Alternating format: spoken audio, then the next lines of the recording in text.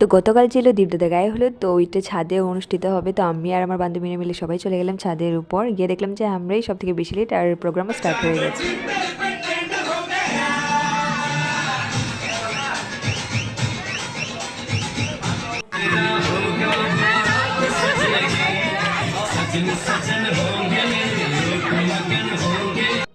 এরপর এখানে দীপদাদের কেক কাটিংয়ের পর্ব চলছে, তো সবাই এইসব রেডি করে তার ভাই বোনদের সাথে মিলে কেকটা কাট করলো।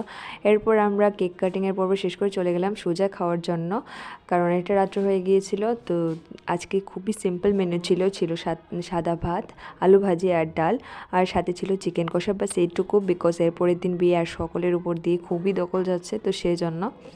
তো খাওয়া দাওয়া শেষ করে আমি আমার বান্ধবীদের একটু এখানে দেখিয়ে দিলাম, বিকজ ওরা তো ভিডিওতে আসতেই চায় না, তো তোমাদেরকেও আর দেখাতে পারে না।